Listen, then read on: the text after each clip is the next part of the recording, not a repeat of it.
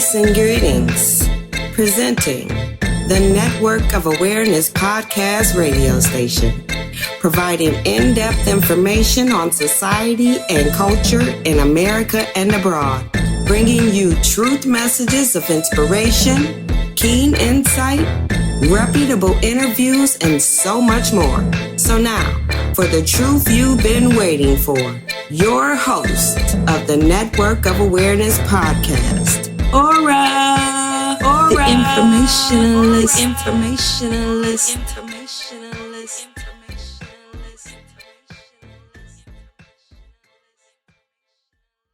You are now tuned in to the Network of Awareness.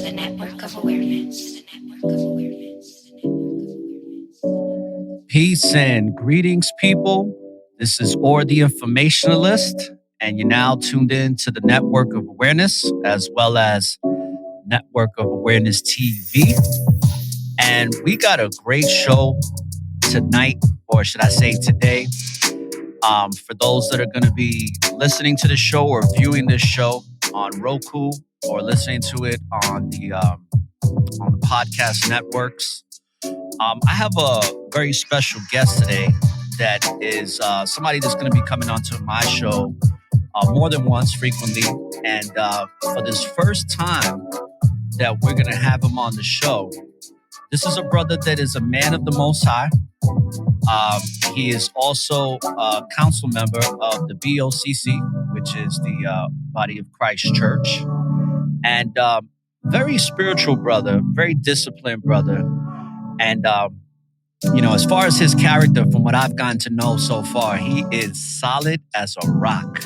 So I have to say that it is a great pleasure to bring him onto the show. And the brother that I'm going to be bringing on in just a moment, he goes by the name of Aqua Rai. And we're going to talk about the faithful friend.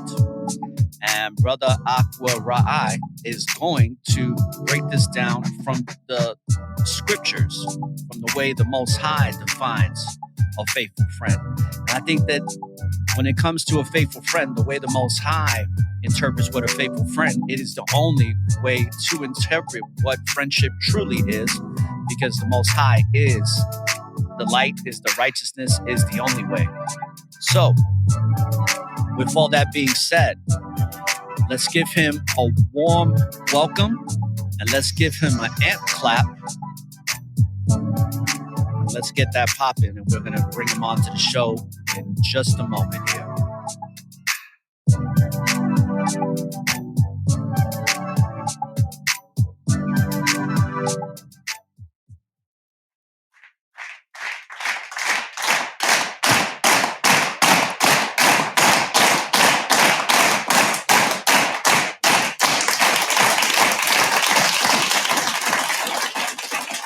Yes.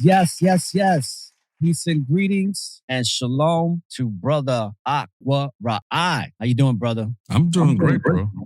Thank you so much for that intro. I think that's the first time I've ever been received with a round of applause or claps to come on anyone's show.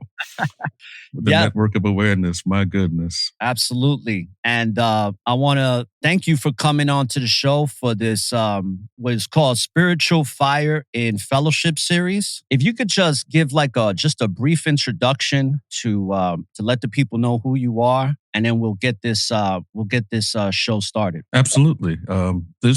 Firstly, I've been following your platform pretty much since the beginning. So that's one of the reasons why I'm very, very proud to be here, honored to be here on the Network of Awareness, helping spread awareness of many different things according to not just culture and the world and the politics of the world, but also going into things pertaining to the spirit and the scriptures.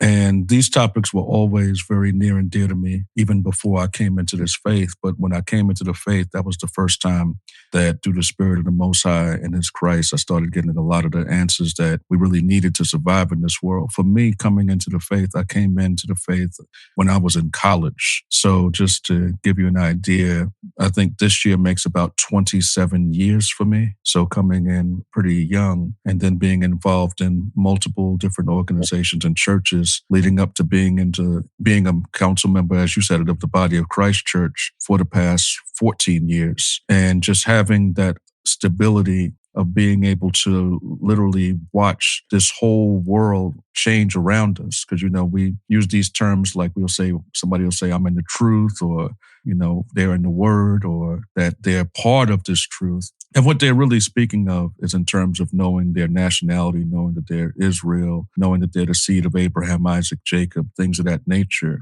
And so I've watched that come from a point in time where it was about one church to the point in place where it is right now, where there are hundreds, possibly even thousands of churches. And then there are also many people who are not under any banner. And one of the things that I think is great about your platform is that a lot of people have found a home online here where they can pretty much share and grow and learn and express their views and share talents with each other in a pretty safe environment for the most part. And so that's really where I come from, my background. And so now just branching out and reaching out to more people beyond our banner of the BOCC and just taking time to really share the experiences that we've had throughout the years, the things we've known, the things we learned through trial and error and mistake, and just really giving to that next generation of brothers and sisters in the faith, letting them know that there are people that you can reach out to that can probably just spare you a lot of pain and heartache by just sharing different experiences and different things we've learned through the Spirit of the Most High throughout the years.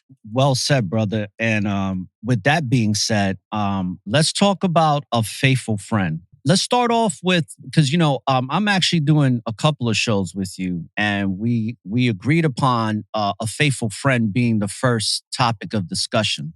Right. It was one of the titles that you had shared with me as far as titles for the show. So can you let the listeners know why you chose this as a topic of discussion and why it's so meaningful to you? Absolutely. I was following a series that you did on the narcissism and the different things pertaining to relationships.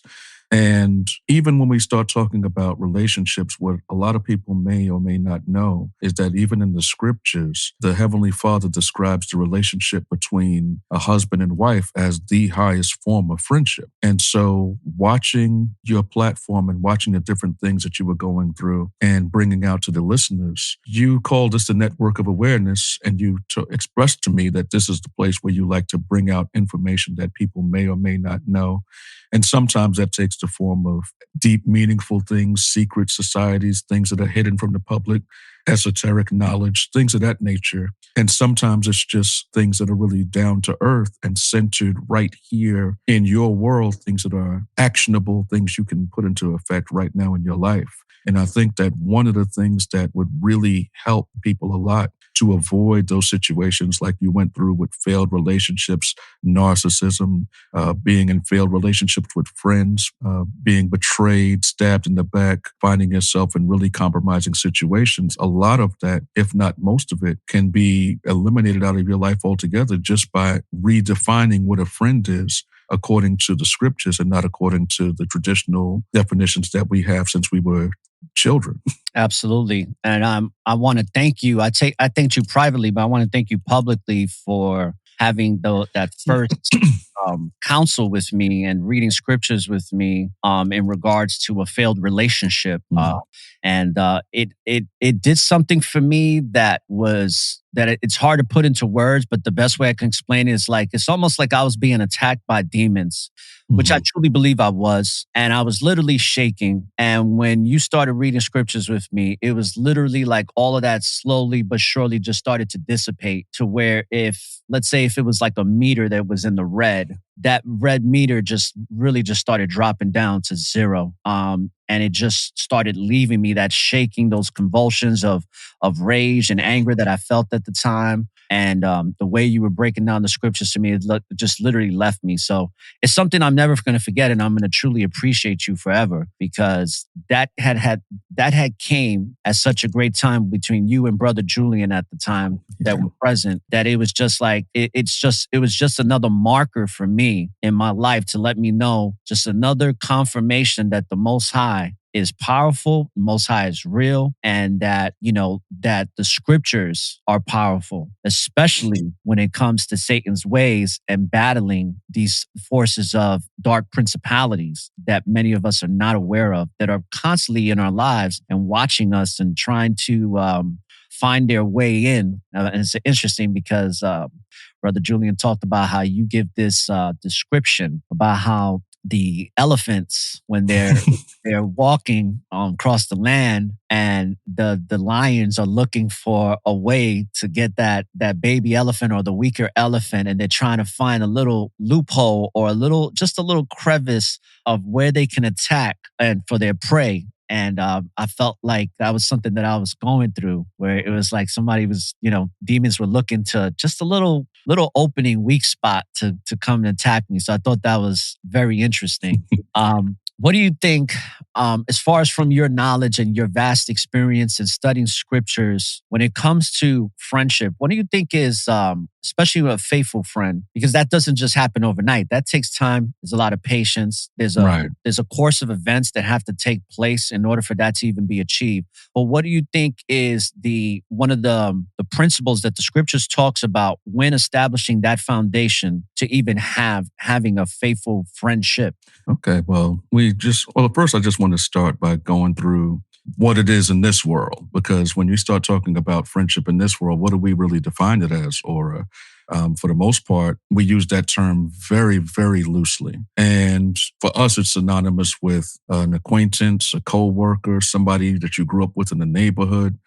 So people that grew up around us when we were growing up, by default, we called them our friends. And as we get older, we generally tend to gravitate to people with similar likes, similar interests, and then that becomes the basis of the friendship. So it could be something like, we're both from the same city, we both like the same foods, we both go to the same places, we have the same hobbies. Oftentimes we choose our friendship based on having the same vices. I like to get complexion. Yes. It can be things that are literally that frivolous. Like, I like to get drunk on the weekends. You like to get drunk. We get high together. We go look for women together. And that's what passes for friendship in this satanic, evil world. But one of the scriptures that I'll start with is in the book of Ecclesiasticus 13. And, when we were young, people used to tell us, or our parents used to say sometimes, birds of a feather stick together.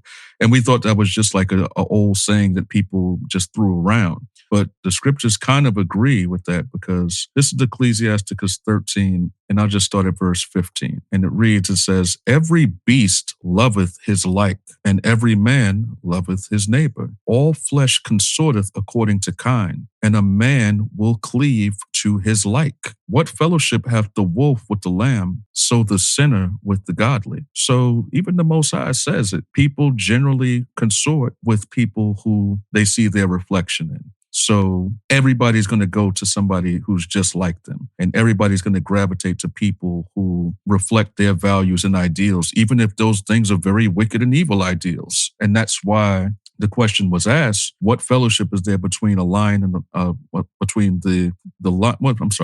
What fellowship is there between the wolf and the lamb? And what fellowship should there be between a godly and a godly person and a sinner? There should be none. But oftentimes we find ourselves where because of our compromised values, we find ourselves in relationships with the wolves. Tell me about it. We find ourselves in those compromising situations with the wolves. And you already know, if you're a lamb and you're lying in bed with a wolf, bad things are going to happen.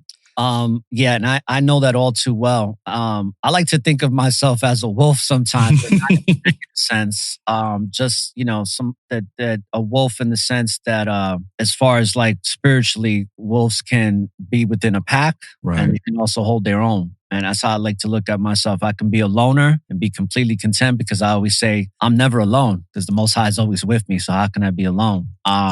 but also I can run with the pack, and hopefully that pact is a pact that's has righteous intentions and is not a trifling pact. Right.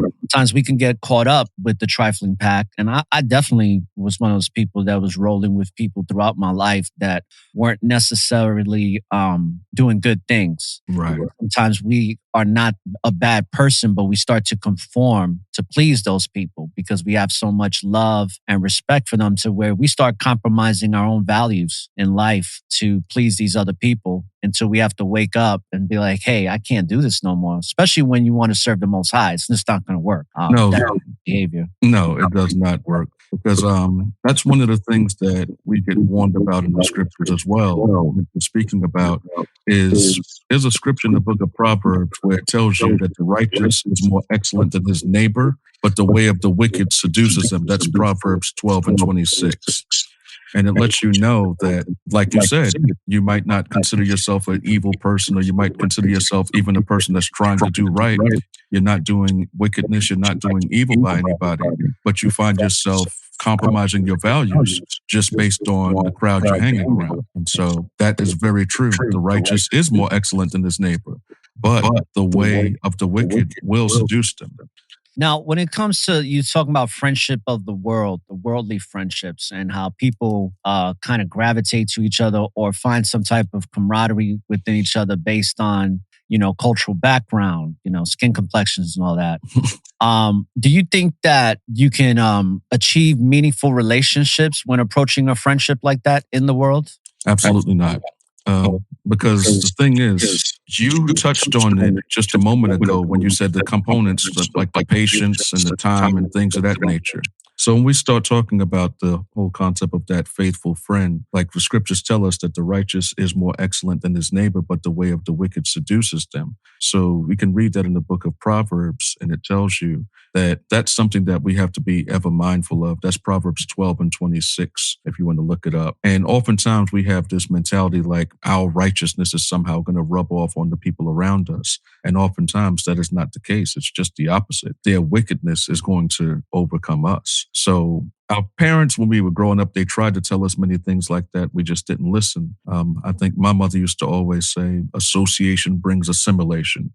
So if you associate with people, eventually you're going to become like them. And you don't see it when you're young, but then of course you find yourself getting in trouble. It could be something as simple as even in elementary school, the teachers would separate you from the people that talked. And so that would keep you out of trouble because that was always the way. But as you get older, it's far more deadly and dangerous. It's not a matter of getting sent to the principal office. It's a matter of being in places where you can literally lose your life just because you don't understand what it means with the power of that association. So the question you asked was, if you build your friendship based on these things, is that a foundation? Is that a foundation for a lasting relationship or a lasting friendship? And of course, the answer is unequivocally no. You cannot build a friendship on these frivolous things. Our friendships have to be built really on this ministry, this gospel, the foundation which can only be in the spirit. Because once you have that foundation in Christ and your friendships are built on that, then your friendships have to be beholden to a higher authority. So now it's not a matter of I'm not going to hurt you or betray you or do anything evil to you because I've known you for 20 years. I could know you for 20 seconds. But if our friendship is established on the righteous means of the scriptures, then I still would have utter trust for you. And I would think that you would have nothing but trust for me because we know that we're both answering to that higher authority. Wow, what the first thing I thought of when you were saying that, I'm thinking accountability. And it's like when you're building a friendship through the foundation of the word of the Most High in the scriptures and that doctrine in Christ, it's like the scriptures, the Most High in Christ is holding that friendship accountable. Instead of man, you like you and I being friends, we're not holding each other accountable. The scriptures, the word is holding us accountable instead of us, because our ways are usually not the best way. It's always the Most High's way, because when we get into our own way, things get very reckless and they start to go in the wrong direction instead of the right direction. And that's the first thing I thought about, is that accountability, that the accountability is through the word and not through man. Right. And so that's why when you look at how the Most High describes it, and I'll read another script for you. This is the book of Ecclesiasticus, chapter 37. And like I said, some of the things that we're going to go through, I know it's going to probably touch close to home with some of the things that you've been through over the past few months. But in Ecclesiasticus 37, I'll start at verse 1, and it reads, "Every friend saith, I am his friend also. But there is a friend which is only a friend in name. Is it not a grief unto death when a companion and friend is turned into an enemy?" So the scriptures tell you that when that happens, it's a grief that's as strong as death. And that's a hurtful thing when a friend and companion is turned to an enemy. Then it goes on, "O wicked imagination, whence camest thou in to cover the face of the earth with deceit? There is a companion which rejoiceth in the prosperity of a friend, but in the time of trouble will be against him. There is a companion which helpeth his friend for the belly, and taketh up the buckler against the enemy. Forget not thy friend in thy mind, and be not unmindful of him in thy riches." So that lets you know, even right there, that there are people who you will have at your side day in and day out, but in the day of trouble, they won't be with you. There are people that will be at your side day in and day out, but it'll be that grief unto death when that friend and companion is turned into an enemy. So the scriptures speak about these things because it's real. And we know it's real because there's not one of us on the line, or there's not anybody out there that's listening right now that cannot relate to what we just now read. We all know it's true because we've all gone through it. Absolutely. It reminds me of that fair weather friend, right? The fair weather friend that's only there when things are going really well. And it's usually those types of friendships where they're only with you because they're trying to get something from you. And if there's nothing that they can get from you, and a lot of times in the worldly world of things, it's material things. So if you're a person that's pretty well off and you're successful and you're making a lot of money and you got nice cars and maybe you have a house with an indoor pool, whatever it may be, that friend is like, oh, I got a friend that's got this and that. But then if you lose all that, now that friend is no longer around because there's nothing that they can gain from you because they really never was your friend. They were just using you. And the interesting thing about that too, Brother Aura, is the fact that in this world, that's not even a shameful thing. This world is so wicked and evil and satanic that is what people think it should be. So I'll give you an example. If you go into any new place, organization, party, or any gathering of people in this world, they ask you your name. And what is the next question? The next question is, what do you do? It's a reason for that because question. But the reason why that is the next question after your name is, what do you do? Because people want to know immediately how they can categorize you. And they're going to categorize you based on the use that they have for you. But the reason why they don't feel ashamed of that is because they believe in their heart that you're doing the same thing. So we go into these conversations like, how can we be mutually beneficial to each other? What can you do for me and what can I do for you? And if you can't do anything for me to better my position, to better my finances, to elevate my position in life, to give me more clout, to expand my influence, then they really have no use for you. And like you said, if you were to lose this platform right now today, how many people would still be dealing? And that's really what it all boils down to, is what is the basis of our relationship? Is the basis of our relationship based on what you can do for me or what I can get from you? That's not a friendship. Absolutely. And those types of friendships, they're all over the world. But I noticed that especially in metropolitan areas like Los Angeles, New York City, that's a big thing. It's like, what do you do? Because they want to know if they can use you to get for their come up. Right. Especially in places like New York and Los Angeles, right? Where it's like Hollywood. And then in New York, it's all about the music and Hollywood as well. And if you are a person that has some type of credentials to get somebody higher up, they want to be your best friend. They want to get to know you. But if there's nothing that you can offer them in that regard, they really don't have in their mind any use for you. And something you mentioned about like people think that that's okay. Let's talk about that a little bit, because I always talk about social conditioning. Right. And how there's a lot of narcissists increasing, especially in women in today's age, into modern day time, to where, especially with social media, they're saying by 2050, a lot of these younger generations that are being raised into the social media era, that we're going to have a whole entire army of narcissists running around here in the United States of America. And I believe that to be true, because the spiritual essence that the Most High represents, that is the truth, that is the everlasting truth, is slowly but surely just being taken out of everything in society. And it's almost looking like Satan is in control of everything when it comes to the world, where people don't even know that they're a spiritual being having a physical experience. They think it's the other way around. And because of that, we're seeing a society that has very little empathy, a lot of apathy when it comes to things that are meaningful. And they put a lot of attention to things that are unmeaningful and that are really self-destructive. Right. And we see it in the music. We see it in the movies. We see it in our politics right now. I mean, it's just crazy how there's this whole shift that's making like Democrats look bad, and like the Republicans are now going to be our saviors. And it's like, wait a second, did we forget that it's two sides to the same damn coin? You know what I mean? So all of a sudden now Republicans are going to save the day, but people are going to find out sooner than later that that's so far from the truth. But yet the insanity of it all, right? What is insanity? Doing the same thing over and over again and expecting different results. And it's just crazy how in our society we are now in an age and a time where information is everywhere. You have information readily available at your fingertips. We've never had a society like this before, where the technology can provide so much.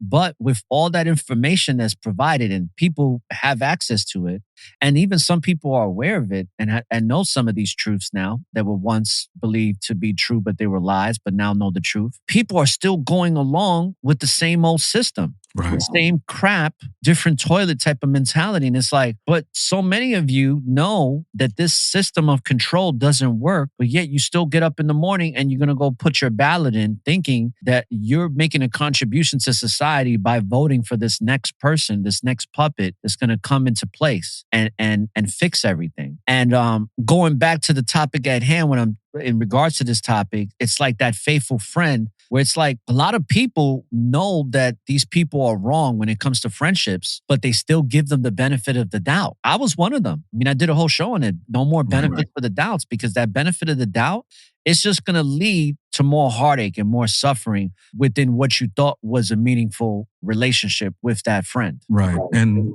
I don't think that what you were just going through was really a segue or like a digression or really off topic, because even when you talked about the politics and the corruption and stuff that came into the world, the first people that we discuss these things with are the people that are around us, whether it be families, their family members, your spouse, friends, things of that nature. And how many of us found out over the last few years dealing with the pandemic and all of the things that came out afterwards, we found out a lot of things about friendship. We found out a lot of things about where people stood. There were people that cut us off immediately based on our status and things of that nature. So I don't think it's really a stretch to talk about the politics and talk about the things that are happening politically in the same light as dealing with the faithful friend, because when you deal with that faithful friend, once again, the paradigms of this world can shift back and forth as many times as they will, but you'll be dealing with something that's pretty unshakable, because once again, the foundation that you're dealing with is very, very different.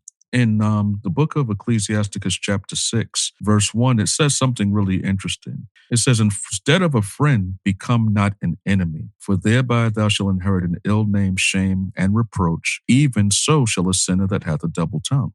And I think that that's a really powerful way to approach things in this world. Is when we're young, we pretty much have this mentality, like we want to be friends with everybody. We want, if not be friends, we at least want to be cool with this person, cool with that person. We want to make sure that we're in an environment where, because we're social creatures at the end of the day. And everybody is looking for that type of love and acceptance. And that's why social media has the power it has. But what the scriptures tell us, which is really interesting, it says it flips it in reverse. And instead of looking to try to be a friend, one of the things you should do is instead of make sure you're not being an enemy. And so it gets flipped in reverse where I'm not fighting for your love and acceptance, and I'm not fighting for your attention. Instead, I'm just making sure that I'm not doing anything harmful to you. I'm just making sure that I'm not doing anything that's offensive or anything that's going to hurt you or bring you down.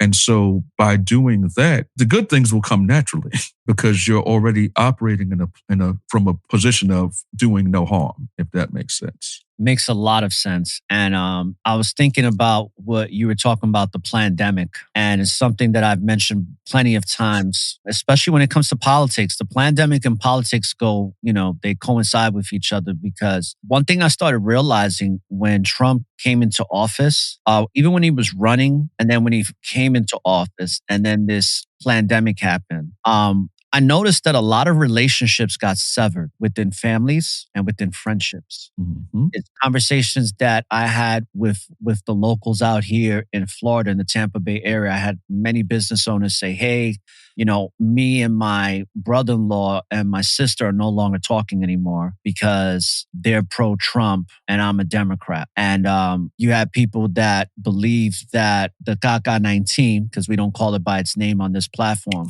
Right. The CACA-19, they really believe that it was something real and that they need to be concerned. And if you were on the other side of the fence where you're like, no, this is all for, depopulation and many other things that we are well versed in because we know how these principalities work and the dark forces are trying to execute these plans and put them into place like the scriptures tells us about, you now become their enemy based on just a belief system, based on something that they feel like is real, but even though society and their experiences are showing them that it's not. And I'll give you a perfect example. And this is where, it's like the faithful friend is...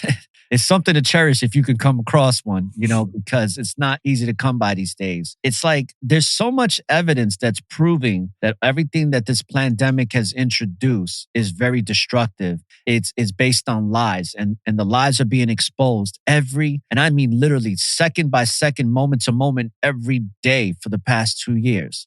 There's always something new that's being presented to prove that this thing is not good and that this thing is literally killing society. And with all that information, and even the people that are actually experiencing it, they still are in denial of it. Right. When it comes to friendships, it's that thing where if you're not putting the accountability within the word, then it's like you can create any type of lie within your mind, no matter I remember it's like when somebody says, it's raining outside. Right. I bring my umbrella and it's sunny out there, but they're like, no, it's raining. And they still go out there with their umbrella. And that, it reminds me of what I saw in that movie, The Revolver, where it says, I think it was Ray Liotta's character in the movie where he says, the ego will fight to the very death to defend itself. Right. And I use it a lot now because it's so true. And when it comes to a faithful friend and establishing a friendship that is meaningful through the word, which is really the only right way, when we're establishing those friendships through the world,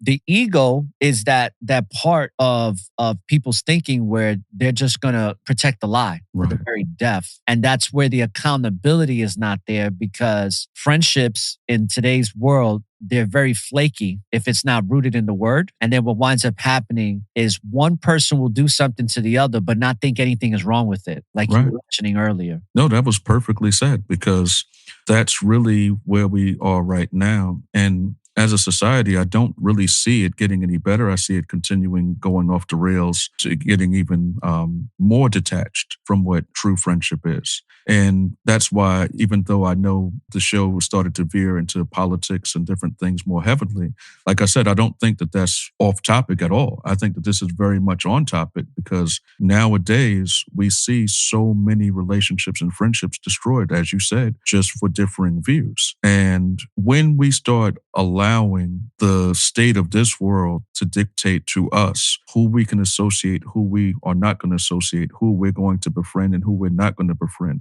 what words to believe and what words not to believe based on CNN or Fox News, then you really know that something is very wrong. That's one of the reasons why when, like I said in the beginning, we're talking about the network of awareness. People might wonder, well, why is the network of awareness doing a show on friendship? Because you need to know what it is in order to protect yourself from the things that are coming and the things that are already here. And the relationships that you have, many of the relationships that we have are not what we think they are. And people are seeing that because those relationships are being ended in a day or a night or by a word or by a phone call or by somebody doing a show. So when you see that, it lets you know that what you're dealing with is not in line with the Most High, Christ, and His Word. So I'm going to pick up where I left off in Ecclesiasticus 6. This is Ecclesiasticus chapter 6, and I'll start at verse 2. Extol not thyself in the counsel of thine own heart, that thy soul be not torn in pieces as a bull straying alone.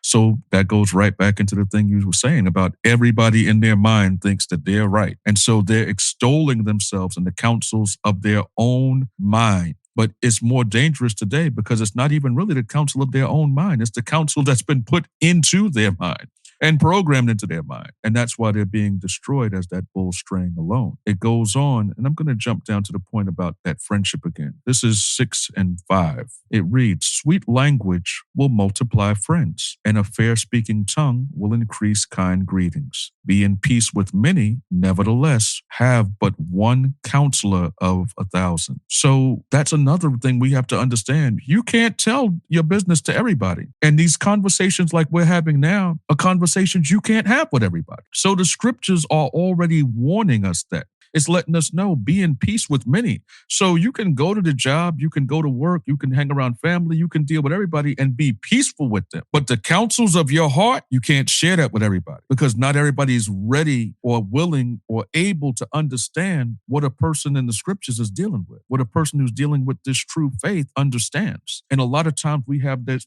burning zeal in us where we want people to know what we know and want people to understand what we understand. And what does it do? It always pushes them away and destroys those relationships. So the scriptures tell us it's cool to be at peace with everybody, but have but one counselor of 1,000. You have to know who the people are that you can deal with and the people that you can't deal with. Let's talk about the faithful friend according to the scriptures, Absolutely. According to the word of the Most High. Because now that we kind of shared and educated the people on what the worldly world friendship interpretation or perception is, let's talk about the foundational pieces to building a faithful friendship according to the word, according to the Most High. What do you think is a good approach based on the scriptures that the Most High wants us to develop friendships when developing a friendship? Now, I'm going to stay in the same chapter because the answer is just a few verses down, but it's not what a lot of us think it is because it's not something that comes with effort. It's not something that comes with you seeking attention. You know, when you think about friendships or like any relationships, people think I have to be charismatic, I have to be charming, I have to be agreeable, I have to present myself a certain way. And I think that you used the term before about how when you start out that way, you're pretty much meeting somebody's representative. You're not even meeting the real them for quite some time. So the scriptures addresses that as well when it talks about the patience that you have to have. So I'm going to stay in the book of Ecclesiasticus chapter 6, and I'm going to pick up where I left off in verse 6. It says, be in peace with many, nevertheless have but one counselor of 1,000. If thou wouldest get a friend, prove him first, and be not hasty to credit him. For some man is a friend for his own occasion, and will not abide with thee in the day of thy trouble. And there is a friend who, being turned to enmity and strife, will discover thy reproach. So the scriptures are giving us a warning. It says, don't be hasty to throw that word and give that title to just anyone, because it's saying be patient and prove them first. Now, proving a friend does not mean that you set up an obstacle course for them and say, well, I'm going to make these series of tests. And if you pass my tests, then I would consider you a friend. The scriptures are letting you know time, patience. Why? Because life is the test. There will be situations and circumstances that will arise, as they always do arrive, which will show you exactly who a person is and what they're dealing with. That's why you have to be patient in relationships, patience in friendships, because if you're dealing with a female, like you're courting a female, you don't have to put her through a series of tests. All you have to do is be patient and wait. They'll show you and tell you who they are, because that's just how it works. So it tells you another warning as well. It says, for some man is a friend for his own occasion and will not abide in the day of trouble. Once again, you won't know until when? The day of trouble, because that's when it's all going to be revealed. And there is a friend who, being turned to enmity and strife, will discover thy reproach. Why? Because you opened up your heart, you shared your deepest, darkest secrets, you told them all the things that were private, and now those same things turned around and are putting you to shame. That's not how it's supposed to be. Goes on. Again, some friend is a companion at the table and will not continue in the day of thine affliction, but in thy prosperity he will be as thyself, and will be bold over thy servants. If thou be brought low, he will be against thee, and hide himself from thy face. Separate thyself from thine enemies, and take heed of thy friends. A faithful friend is a strong defense, and he that hath found such an one hath found a treasure. Nothing doth countervail a faithful friend, and his excellency is invaluable. A faithful friend is the medicine of life.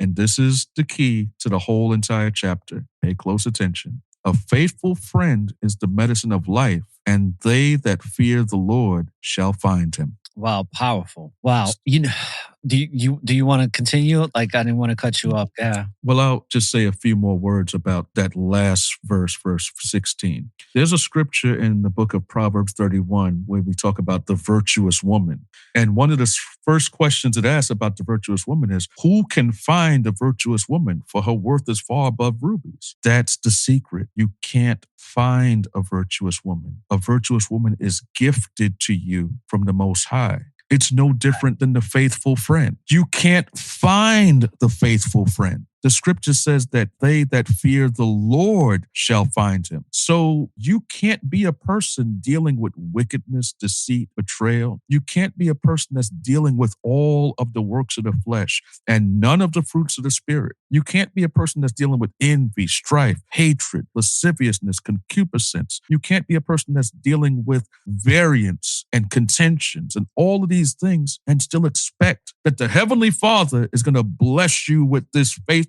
friend who's going to be by your side and have your back through thick and thin. Doesn't work that way, understand? But when you're dealing with the fruits of the Spirit that it tells you in Galatians 5, the love, the joy, the peace, the temperance, the patience, the long sufferance, all of those things. Now, through the fruits of repentance, through the fruits of the Spirit, you become a person worthy to have that virtuous wife.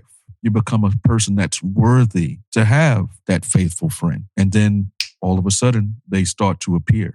Wow, very true, very true. When as the scriptures is showing you, like with friendship, it's like when you're developing a friendship, whether it be with a male or with a female, that friend is also like you're developing a relationship with like your brother or with your sister. Because when you look at a faithful friend is your brother or sister, according to the scriptures. Because if you're sharing intimate information, things that can be used against you, that faithful friend that you're sharing that information with, they're really operating like a brother or sister that you can trust. They're operating like a family member that is going to love you and not love you based on the conditions of the world, but they're going to love you based on the principles within the scriptures that the Most High has given us. And once they start loving you in that manner, that's the love that stands the test of time. It does. It stands the test of all of the corrupt, wicked things that the world will try to introduce to disrupt that faithful friendship. As if that faithful friendship, or should I say that friendship, is based on the worldly world of things, whatever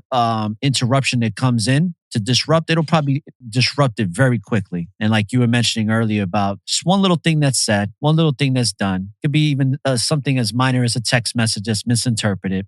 And then that friendship spirals into nothing. And then you wind up becoming enemies. And then there's a lot of strife and hatred and animosity and all these other negative emotions. Going back to the faithful friend, in regards to the scriptures, let's talk about some of these foundational pieces that are so necessary in order to have a faithful friendship. Let's talk about patience, because that's something that I've used to struggle with, and that I still, if I'm going to be honest with myself, I have to say that I still struggle with just in the recent past, where certain friendships and relationships that I was developing, I was trying to be patient, but then the other party wasn't. So I went with that, and I went against, once again, those values that I held dear, that I know were the right way to do it, but we wind up wavering, and being kind of wishy-washy with it, or what I like to call the flim-flam. I don't know if you remember that word. Remember flim-flam? Of course. And I went through that in a relationship that I was developing with a woman, where I wanted to be patient. Like I was ready to get to know her for a whole year before I even met her in person. And I was willing to commit to that, but she wasn't. So because she wasn't, I wound up, kind of accommodating her and going with her flow, which was not the right thing to do. And obviously I suffered the consequences. And many of my listeners already know about some of the things I had to go through in that relationship, that I had to completely disband, disengage, cut the cord, and move on from it. Probably one of the best decisions I've ever made in my life, as far as being disciplined to what's right, opposed to what I thought was the right thing to do, because it's what the Most High wanted for me, not what I wanted. And I had to accept that. And once I accepted that, it was a beautiful thing. So when it comes to patience, I think it's, from what I'm seeing and what you just read in the Apocrypha, it's like, let's talk about that foundational piece amongst others, but let's start with patience, because I think a lot of people don't really understand what patience is. They think they understand what patience is according to their ideology or their interpretation or perception of what patience is. But can you talk more about what patience means according to the Most High? Absolutely. Because even when we want to stay on the topic of relationships, a lot of times when people enter relationships, they set up an arbitrary timeline where they say, well, we're going to wait this long before we are intimate. We're going to wait this long before the kiss. We're going to wait this long before we get married. And they think that they have these things set up based on wisdom. Well, I'm going to wait this long before we move with each other. And these timelines that they set up are not based on anything scriptural. They're basically just timelines that are arbitrary, which they make up to make themselves feel better, to let them think that they're doing things in line with scripture, or in line with their values, or in line with how they were brought up, or they're not doing anything to shame themselves. So those timelines that we set up mean nothing. It's really more so going into what the scriptures brought out about not being hasty to credit, because I'll just read it again. This was Ecclesiasticus 6:7. If thou wouldest get a friend, prove him first, and be not hasty to credit him. In this case, him or her. And then it goes on and explains, for some is a friend for his own occasion, and will not abide in the day of trouble.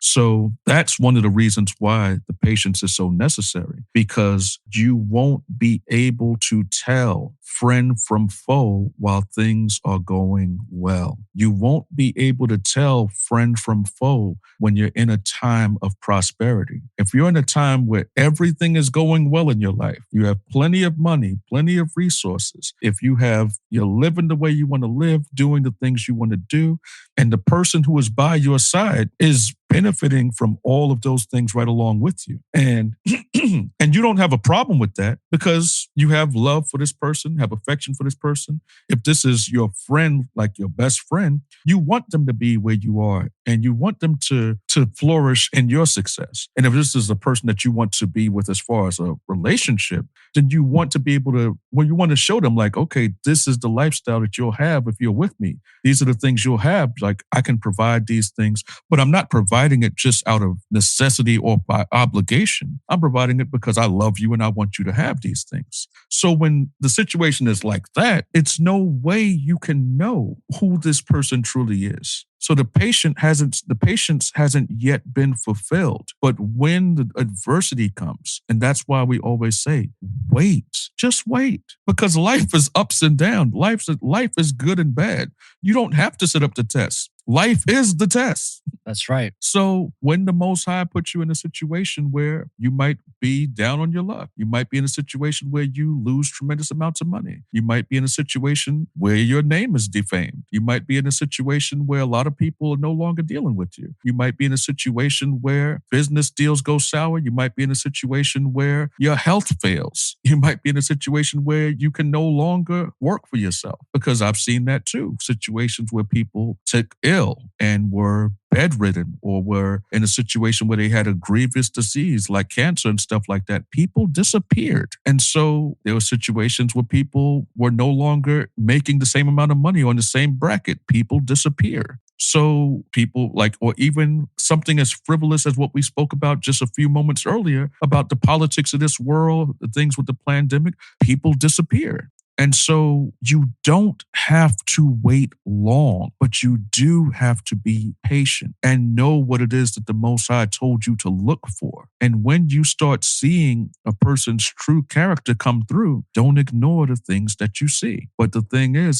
that all of us have our blind spots. And what I mean by a blind spot is like if you're driving a car, if a car is in your blind spot, you can't see it. And why can't you see it? Because it's too close. It's the same way with people. Sometimes with people, when they're too close, you can't see them for who they are. And that's another reason why you have to have good friends that tell you the truth. One of the scriptures that we read is that a faithful friend is a strong defense, and he that hath found such an one has found a treasure. Because you'll have a faithful friend that might tell you, listen, I don't care what you feel for this person. They're not for you. I don't care how beautiful they are. I don't care what their eyes look like, how long their hair is, the shape of their body. I don't give a damn. They're not for you. They're not good people, because they'll know you. And a faithful friend is going to defend you from yourself, because they're going to see the things that you miss. So you have to have at least one person in your life that's going to always tell you the truth. And that's a friend. That reminds me of a conversation I had with Brother Take in regards to another female. And I had to tell him how it is, opposed to what he thought it was. And then the Most High revealed to him that what I was saying to him was absolutely right. You know, it was like right there in his face where it was undeniable. You know? I'm not touching that with a 10-foot pole. But I'm going to sit here and act like I have no idea what you're talking about. But I'm glad you broke that down very well about the patience aspect.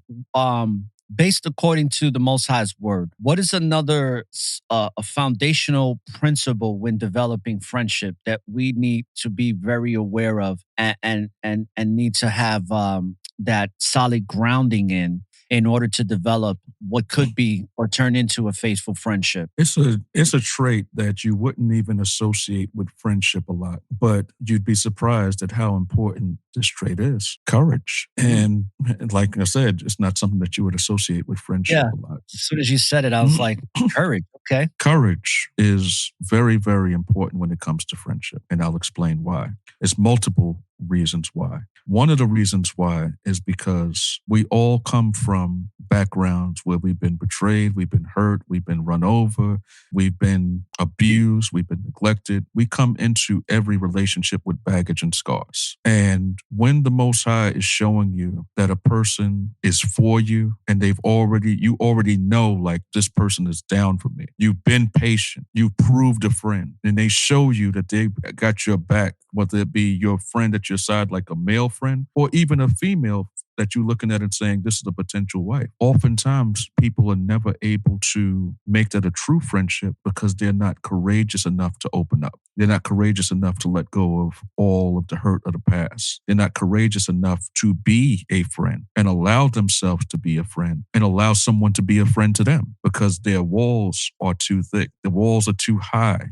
Their defenses are too strong. And so you have those relationships where no matter how much this person shows you that they're for you, you're perpetually keeping them at arm's length as a defense mechanism. And to the point where they eventually walk away. They give up. They stop trying. So that's one aspect of it. Another aspect of that courage and friendship is the fact that no friendships or no relationship will be without its flaws and be without its challenges. And so oftentimes what we do is we have this go along to get along mentality where it's like, okay, I'm not going to do or say anything that's going to cause any strife, or I'm not going to do or say anything. If somebody does something I disagree with, I'm just going to let it go. If somebody does something that hurts my feelings, well, you know what? I'm not going to say anything. I'm going to be a man about it. I'm going to tough it out.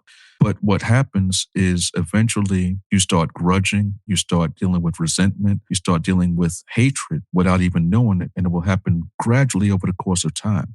So the reason why courage is important is because you have to speak. You have to be courageous enough to correct your friend when they're doing wrong, even if you know that it might change or alter the relationship that you have. This goes back to the book of Proverbs, chapter 27, verse 5 and 6. Proverbs 27, 5 and 6. Open rebuke is better than secret love. Faithful are the wounds of a friend, but the kisses of an enemy are deceitful. If you got somebody that's always kissing your ass, telling you that everything you do is right and that you're the best thing since sliced bread, they're not a friend. But if you have somebody that's courageous enough to tell you, I love you, but you are wrong, and what you're doing, you have to stop, knowing that it's going to hurt your feelings, knowing that it's going to make you cry, knowing that it's going to make you angry, knowing that it's going to put a wedge between you for a moment. But if they are a true friend and have that love, they're going to love you even more after that. Boy, you know what you just said there was a mouthful, because I've had those types of situations where I had to tell certain friends, or that I thought were friends, about certain things that they were doing that were really just not good. And because I said that to them, I became their enemy. Yeah. You know, in secret. And then, of course, you know, it all came out into the light after a while. I've been grateful for the friends I had, because I've had friends tell me when I'm in error, and I've just embraced it. You know, like I love them more for telling me that, because there's so many people that have yes men and women in their life, especially with the whole narcissism thing, like Yes. in relationships, like the narcissist, even the narcissist I was, there's something called love bombing. And love bombing is what you were describing, where it's just like they're just always telling you what you want to hear. Right. And I have this thing where I'm going to talk about it on my season 5, where it's like, we all like to hear what sounds good to our ears. And that's what the love bombing is. It's just like, it's exactly that. It's like, I love you,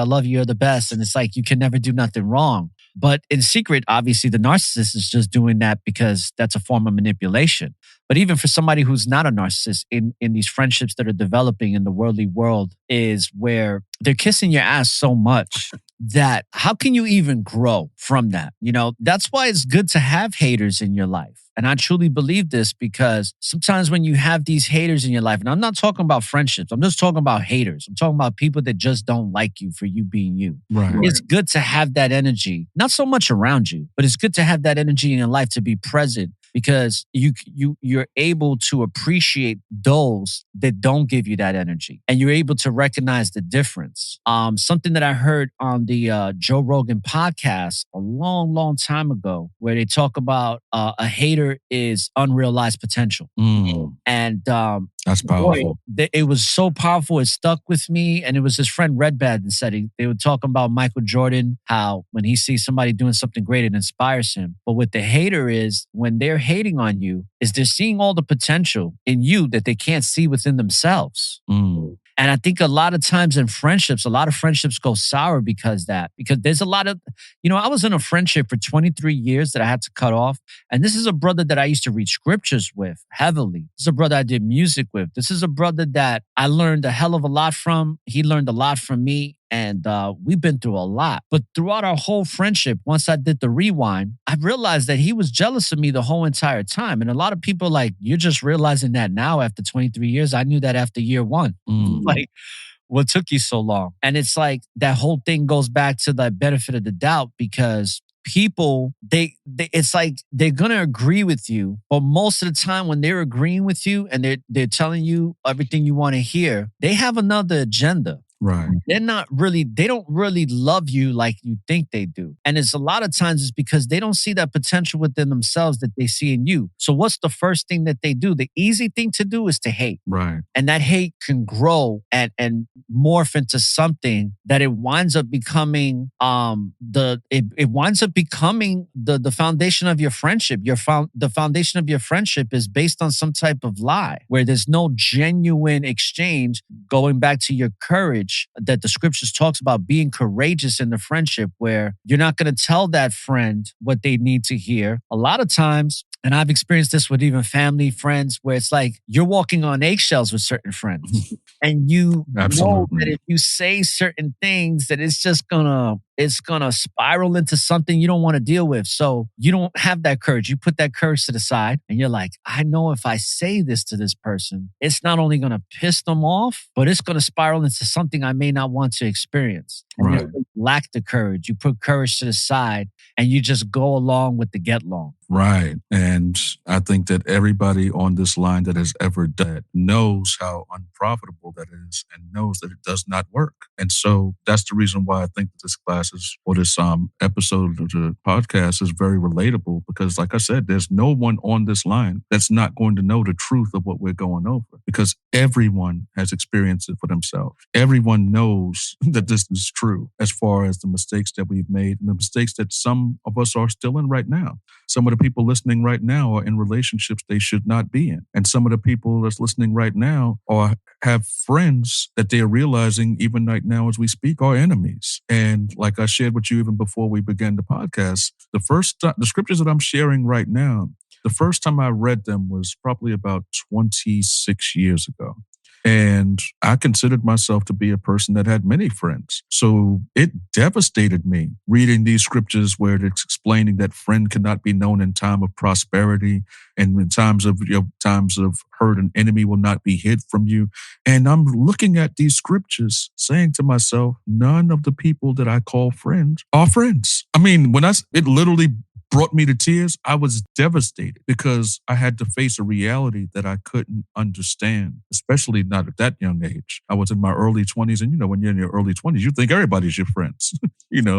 College, people that you look back like now, just like, what was I thinking? Why was I even there? That's right. But at the time, I'm like, these are my friends. Nope. So the scriptures saved me from a lot of damage because of the fact that I understood that pretty early on by reading those scriptures when I was still in college and separating myself from many situations that I did not need to be in. Wow, great answer and breakdown about courage. So we covered in regards to, for those that are listening, we're breaking down the principles according to the word of the Most High. The principles that you have to follow to the T in order to develop meaningful, faithful friendships, which don't come by easily in the world today. So we covered patience. We covered courage. What's the next one that people need to be aware of?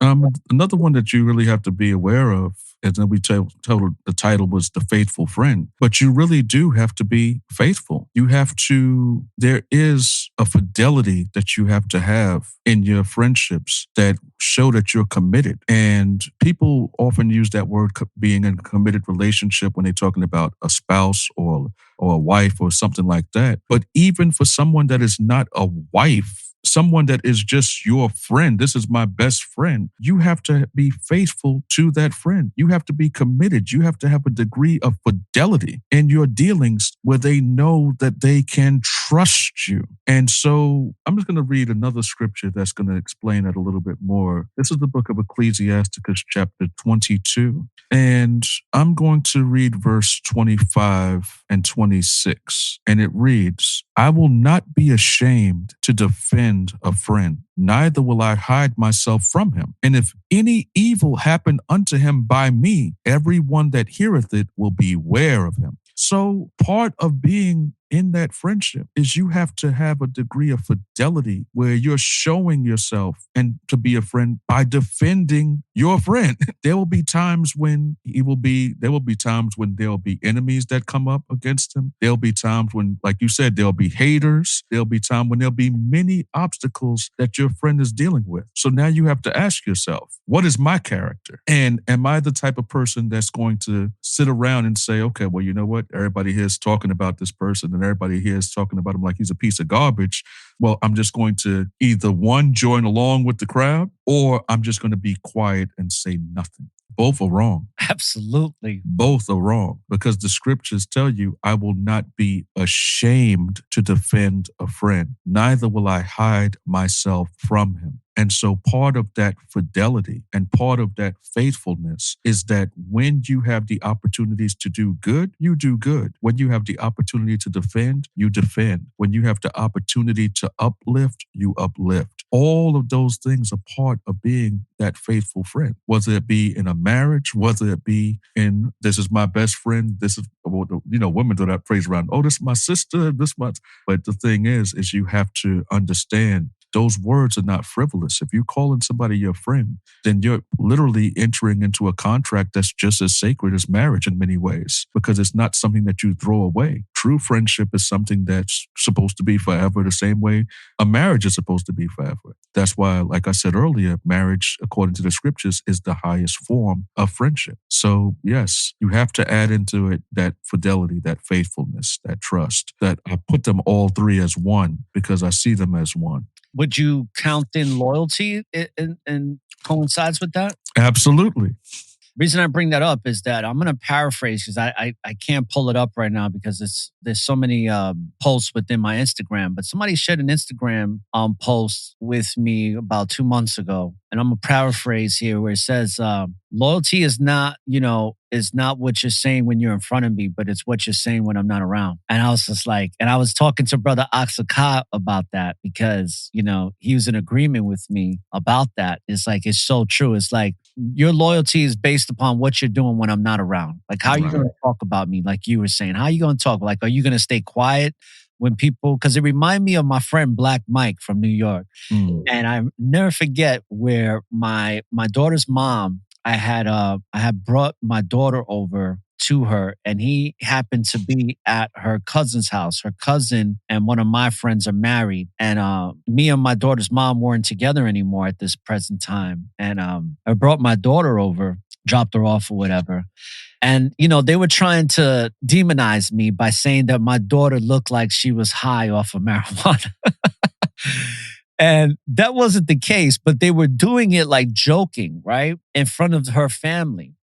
And my friend Mike just happened to be there with his girlfriend. And he was in the dining room while they were in the living room saying this, making like this whole mockery of me. And my friend Mike got up and was like, hey, Reg would never do that. I've been around Reg plenty of times when he's with Aura, and he's like the most overprotective dad that I've ever seen. And he was like, that's not true. And he told me that everybody in the whole entire house got quiet and nobody said anything. They just kept their mouth shut and just went about their business. And then my daughter's mother stopped talking like that. And, they stopped making a mockery of me.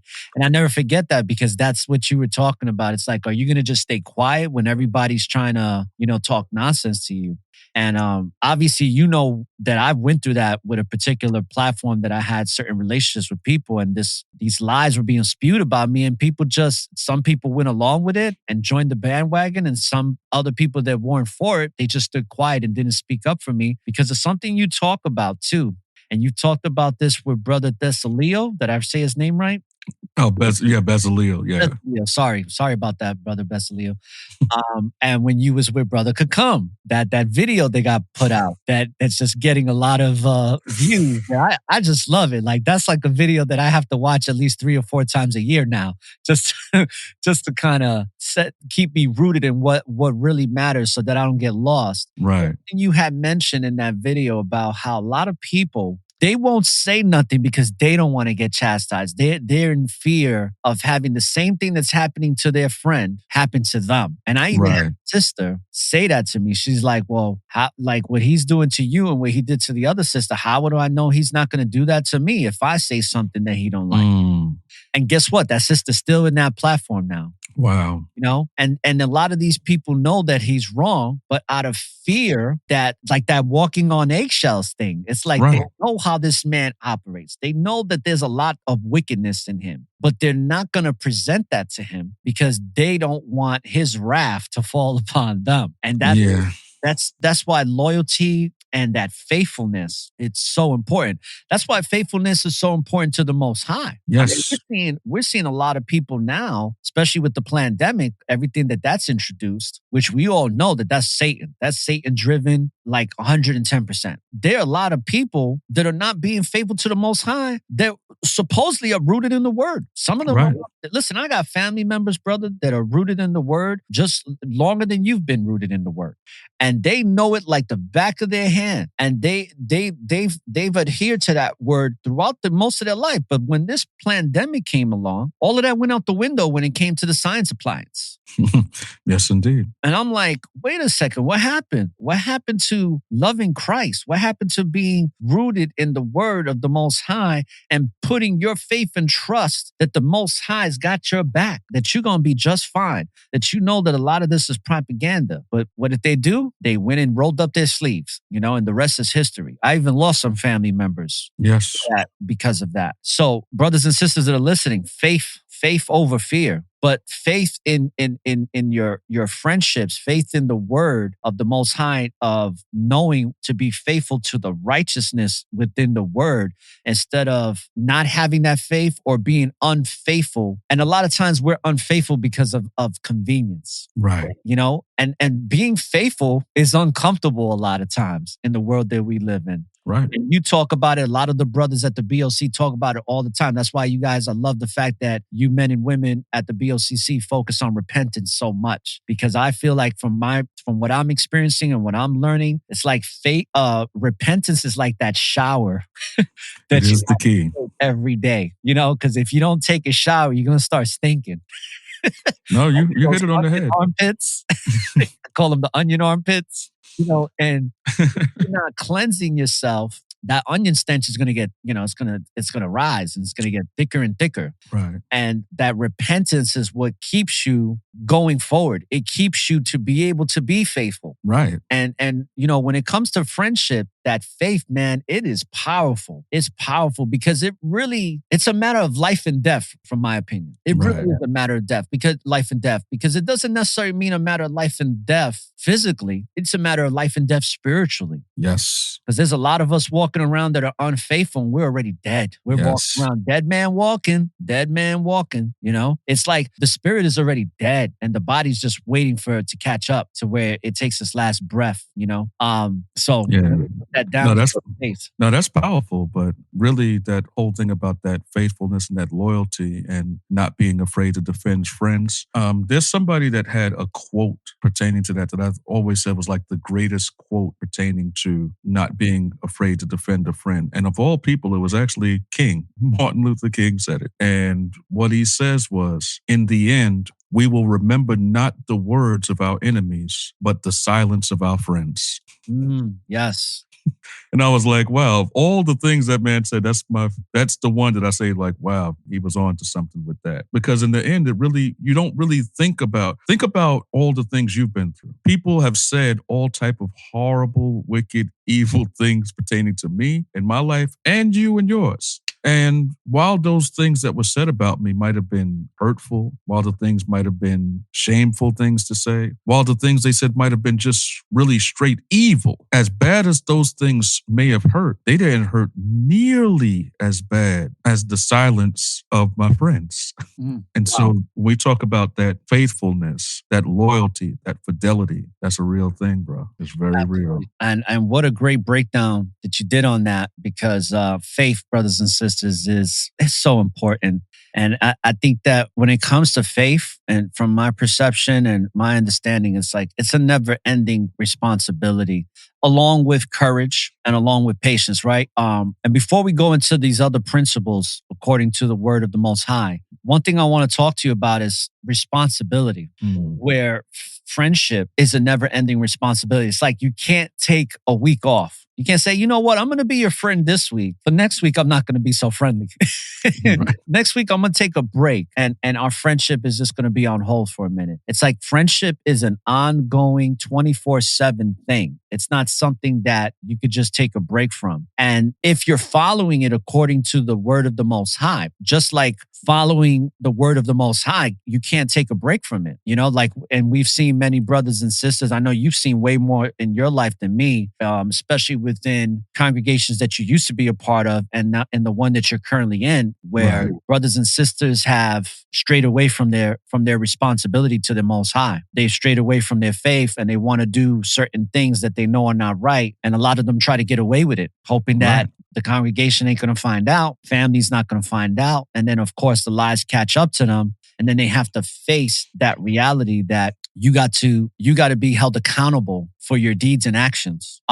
It's something that even in my personal life, not even just in the recent past, but even in the past, where the truth hurts. Yes. The truth hurts. And when it comes to responsibility, what do you think is some of the pitfalls of our brothers and sisters, especially brothers and sisters that have come into the truth, come out of the truth, brothers and sisters that are still in it, brothers and sisters that not even aware of it or don't want no part of it? When it comes to like responsibility, can you talk about that a little bit? And from your experiences, what that means in regards to how the Most High views responsibility according to the word of the Most High in scriptures? Well, when you look at the word this week, talking about responsibility and accountability, there are two things there's one thing really that it's the focus of, is that with that responsibility and accountability, we have to be responsible for our own salvation. And a lot of times when we're part of different churches or organizations or things like that, we try to make it someone else's responsibility. We try to say our failures are the fault of the church, our failures are the fault of the teachers, our failures in the word are the fault of our parents, or failures are the fault of, well, my wife did this, my husband did that, my children did this, my brother did this, and we don't like to take responsibility for ourselves.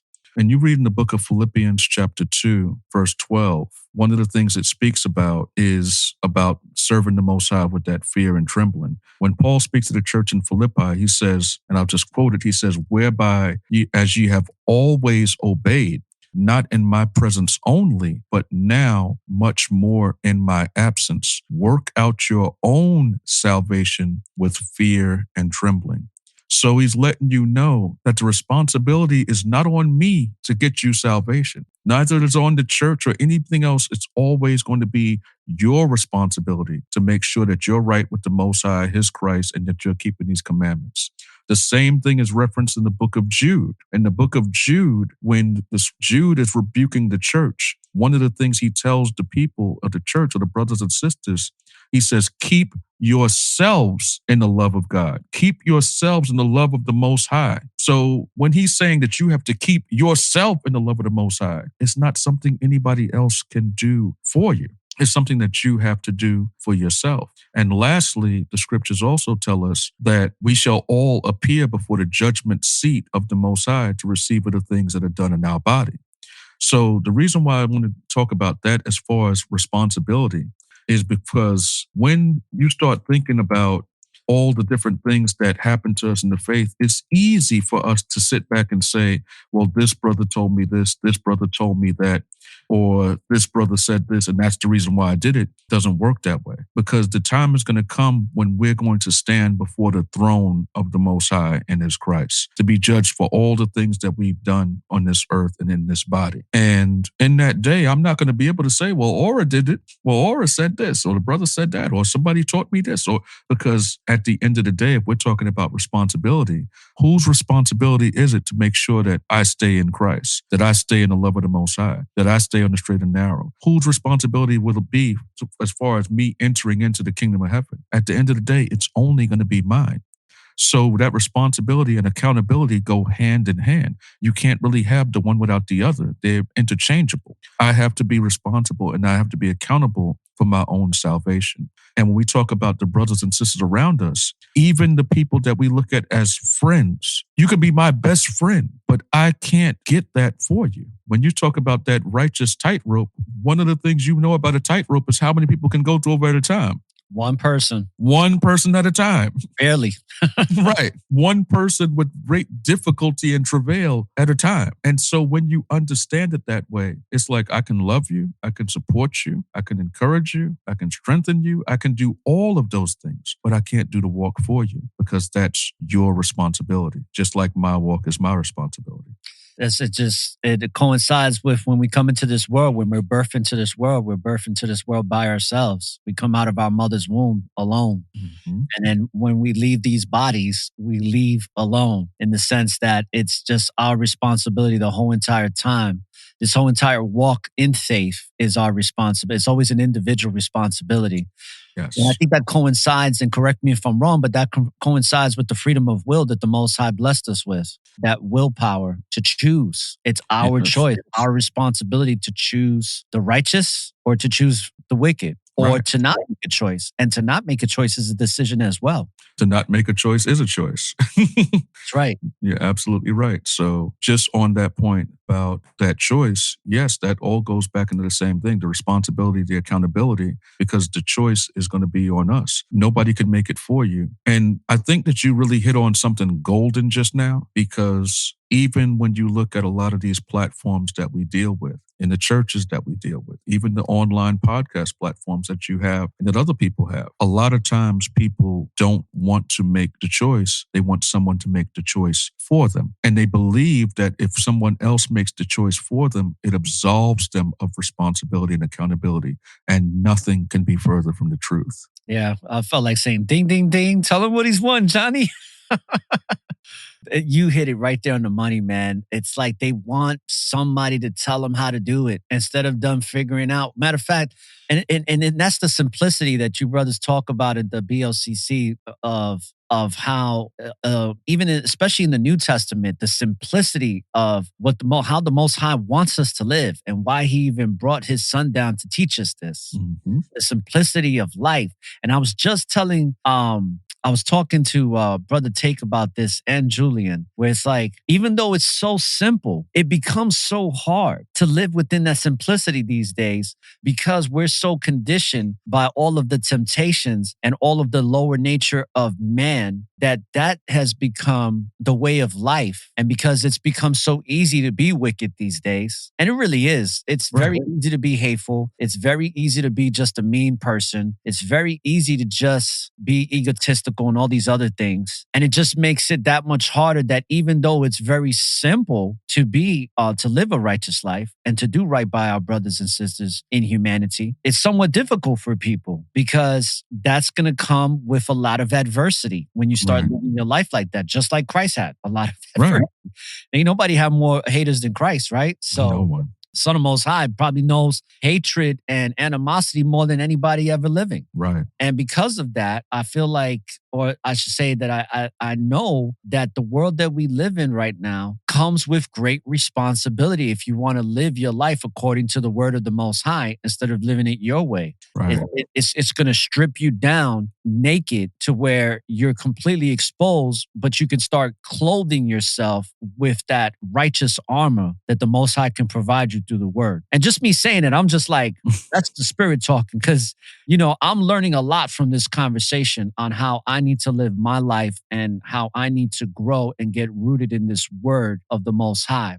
And with that being said, we covered responsibility. Now let's go back to some of these foundational principles according to the word of the Most High on how to develop faithful friendships. Now, we covered patience, we covered courage, we covered faithfulness, faith. What's another principle according to the word of the Most High to develop that faithful friendship? And having this conversation, you do realize that this conversation could go on into tomorrow. as far as going into all of these different things that we can go into, because we'd be covering almost every aspect of righteousness that the scripture speaks of, because it all comes together. But I'm just hitting over some of the ones that I believe to be the most impactful. So one of the things that you spoke about earlier was about haters and people that are not happy to see you succeed and are not happy to see you evolve and grow and things of that nature.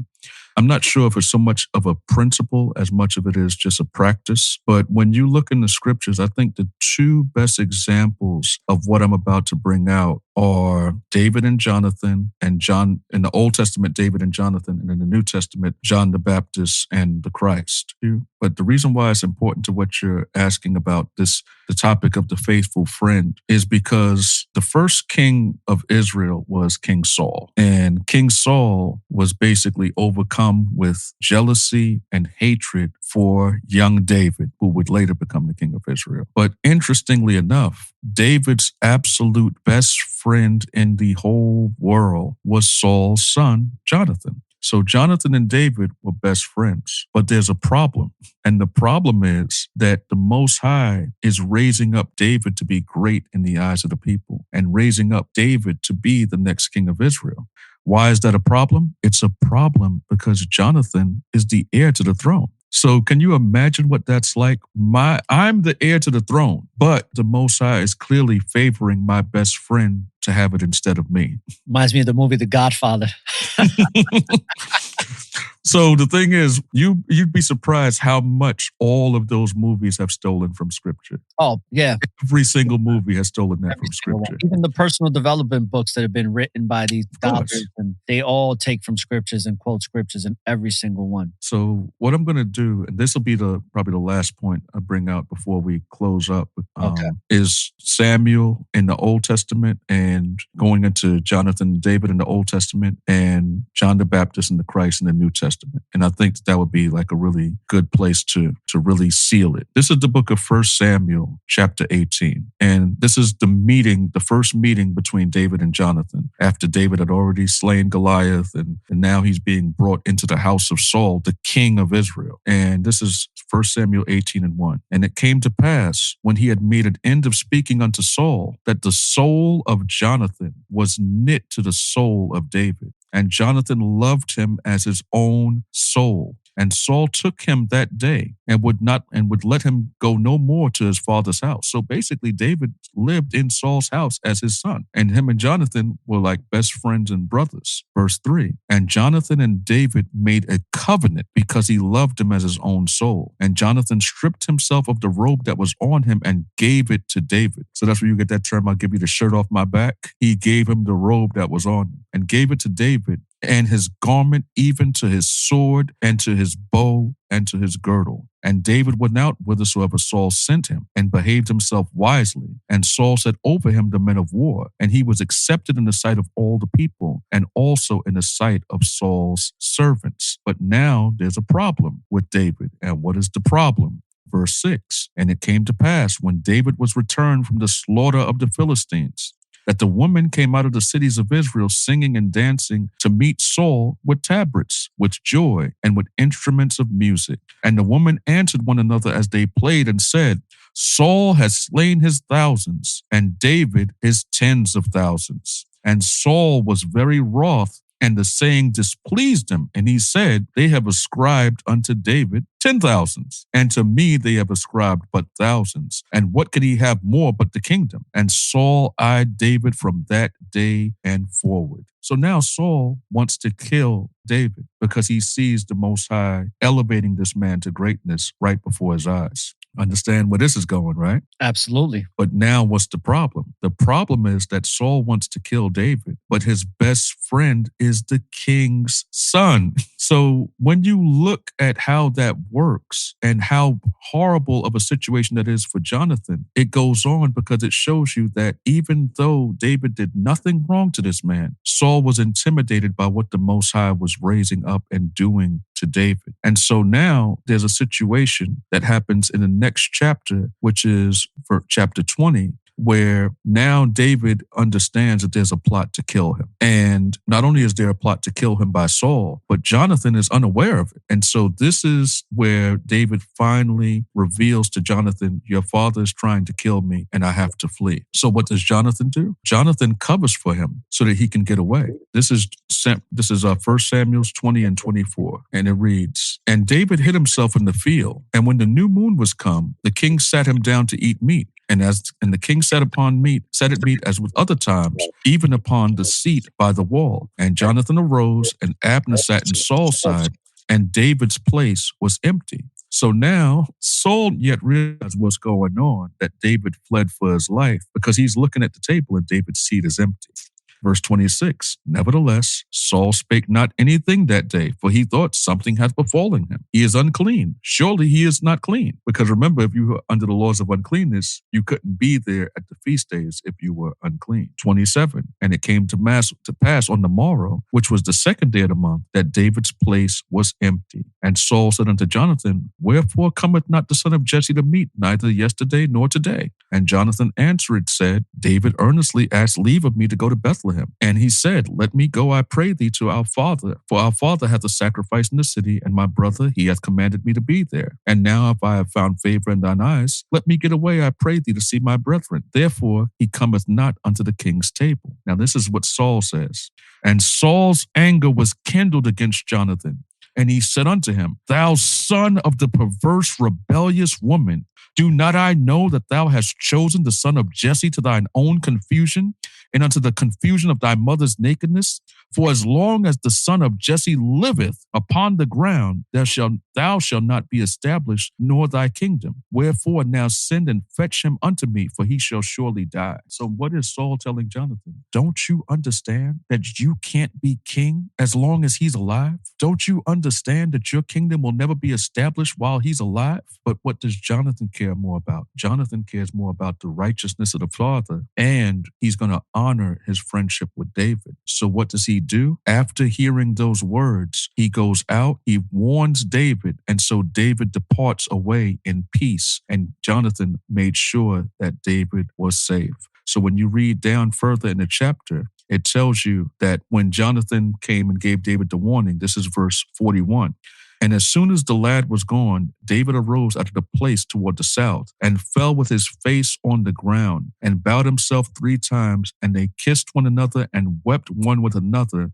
until David exceeded. And Jonathan said to David, go in peace, for as much as we have sworn both of us in the name of the Lord, saying, the Lord be between me and thee, and between my seed and thy seed forever. And he arose and departed, and Jonathan went into the city. So how many times in our life can we say that we have friends like that who knew that your greatness was going to eclipse theirs, and that by raising you up, the only way for you to go up was for them to come down. Wow. And that this man had the love for David where he was like, I'm the heir to the throne, but I'm going to step aside because clearly the Most High is giving that honor to you. And the love that we have is not diminished in any way, shape, or form by the fact that the Most High chose this for you and not for me. Boy, if that's not a faithful friend, I don't know what is.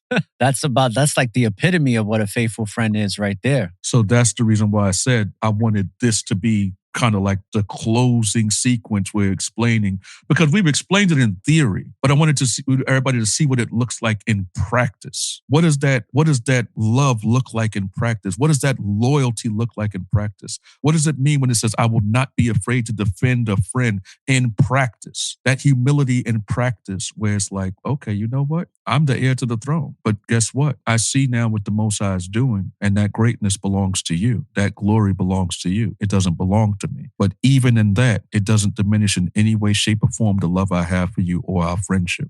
Wow, that gave me goosebumps as I was listening to that story, because I want to share something to you that came to me as I'm hearing you break down these scriptures in that dynamic in the relationship between Jonathan and David. Now, obviously, Jonathan is a faithful friend. I mean, hands down, you can't refute that. But the way I received that as well is like, even though the Most High was going to raise up David, and that meant that Jonathan was not going to raise up, right? Jonathan was going to not be in that seen in that light. Because Jonathan was such a faithful friend, he's going to be raised up in the kingdom. Is that accurate? Very accurate. Because that goes back to the responsibility and also the discipline of faith that Jonathan had, not only in his friend, but really in the Most High, in the Most High's word, and didn't go against it, because Jonathan could have went against him very easily. I mean, he had everything in place to go against his friend, but he knows that the word of the Most High is absolute. It's final. And I just looked at it like, if there's anybody to be raised up in the kingdom, it's Jonathan, because his faith never wavered. Right. Not only in his friend, but more importantly in the word of the Most High. Absolutely. So that's a perfect analysis of what we just read. And as we go through this, I know that for the people that's on the line and that's listening, and even for both of us, we think about things that happen in our lives, and there are people that are not happy when you get a raise at the job. There are people that's not, there are people that's not happy for you. You get a new pair of sneakers. So can you imagine when we're talking about rulership of a whole kingdom? And at that time, the greatest kingdom on the planet. So it's not a light thing that Jonathan did. So that was the example I wanted to touch in the Old Testament. And the other example I wanted to touch was a New Testament example, was with John the Baptist himself. So another John, because John the Baptist, when he began his ministry in the wilderness, baptizing people in the Jordan River, at that time, the ministry of Christ had not even started yet. So what that meant is that everybody saw John as the one. They all flocked to him. And a lot of people don't realize that he had disciples first. Before Christ had the 12 and any of that happened, John was first. Because remember, it was his job to establish the path for the one that was for to come. So now what's happening is, as the ministry of Christ is beginning, and as the numbers are growing, and as more people are following after the Son of the Most High, the Messiah, people are looking at John like, well, what's your role now? Where do you fit in all this? What are you going to do? Well, how do you feel about this? So this is the book of St. John chapter 3. And I'm going to start at verse 25. And I think that this is one of the greatest examples in the scriptures of that humility and displayed when it comes to that friendship and those relationships that we're supposed to have. John 3:25. Then there arose a question between some of John's disciples and the Jews about purifying. And they came unto John and said unto him, Rabbi, he that was with thee beyond Jordan, to whom thou bearest witness, behold, the same baptizeth, and all men come to him. So now they're telling him, listen, everybody's following after this man that you baptized. You baptized him, and now the whole world's going after him. So what's that about? Verse 27. And John answered and said, a man can receive nothing except it be given him from heaven. You yourselves bear me witness that I said, I am not the Christ, but that I am he that is sent before him. He that hath the bride is the bridegroom, but the friend of the bridegroom, which standeth and heareth him, rejoiceth greatly because of the bridegroom's voice. This my joy, therefore, is fulfilled. He must increase, but I must decrease. That's the words of John. So when they came to him and told him about what was happening, was he upset? He said, a man can receive nothing except is given to him from the Most High. And he says, you heard me say out of my own mouth, I'm not the one. But then he says something that's beautiful. And I actually read this scripture at my brother's wedding. There's a brother in the church who was a brother named Abaja. He's the one that teaches the class with G'day one. Yes. You know? And when he, me and him go way back. He was when I first came into the faith, he was the first brother that I shared the scriptures with and taught. So he became my first partner in the faith. So when he got married, I was at his wedding and I read that scripture, verse 29, John 3:29, and I'll read it again. He that hath the bride is the bridegroom, but the friend of the bridegroom, which standeth and heareth him, rejoiceth greatly because of the bridegroom's voice. This my joy, therefore, is fulfilled. So what is he telling them? I'm not the bridegroom, but I'm the friend of the bridegroom. And when I see this man and hear his voice and see his joy, my joy is fulfilled. And how many of us truly know that joy when we see our friends elevated in the eyes of the Most High, in the eyes of the congregation to a point of greatness, or just even the Most High blessing them. And you can sit back and say, watching that blessing, I'm blessed. Watching your happiness, I'm happy. Seeing your joy is my joy. And that's what John said. And that's why he said, this, my joy, therefore is fulfilled. He must increase, but I must decrease. He that cometh from above is above all. He that is of the earth is earthly, and speaketh of the earth. He that cometh from heaven is above all. And what he hath seen and heard, that he testifieth, and no man receiveth his testimony. He that hath received his testimony hath set his seal that Yah is true. For he whom Yah hath sent speaketh the words of Yah. For Yah giveth not the Spirit by measure unto him. So now he's telling the people, I'm not the Christ and I'm not like him, because the Most High has given him no limit to the measure of his Spirit. There is nothing he cannot do, and there's no wisdom that he does not have. Then he goes on, the Father loveth the Son and hath given all things into his hand. He that believeth on the Son hath everlasting life. And he that believeth not on the Son shall not see life, but the wrath of Yah abideth on him. So when you see how he dealt with that friendship that he had, he said, what? I told you from the beginning that I'm not the one. But in seeing him elevated, my joy is fulfilled. Even when I know that he must increase and I must decrease. In fact, John had to decrease in order for Christ to increase. And he was absolutely 100% totally fine with that, accepted it, and not only accepted it, but he marveled with great joy in it. Boy, this is a powerful scripture, powerful statement that comes from John. And it's a couple of things that I want to talk about in regards to this that came into spirit. Sure. One of the things I thought about, I just wanted to write it down so I make sure I don't forget, is our parents, right, and how our parents view us, their love for us, wanting to do better than what they did in their life, wanting to see us raise up to a higher level than they did in their life. You know, if our parents truly love us, they always want to make sure that we do better than them. I know with my own father, who I never really had a relationship, I'll never forget what my father told me when I was like 28 years old. And I was like, Dad, well, what do you want me to do? Like, because I told my father about I was about to get signed to this record label and all this stuff, and telling him about all my plans. And my father's like, I just want to see you be happy, and I don't want to see you go to jail.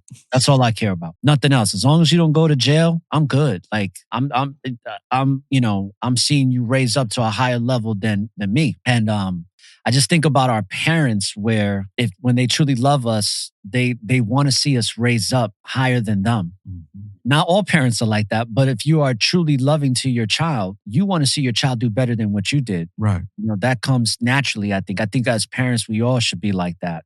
And that our parents should feel like that and think like that.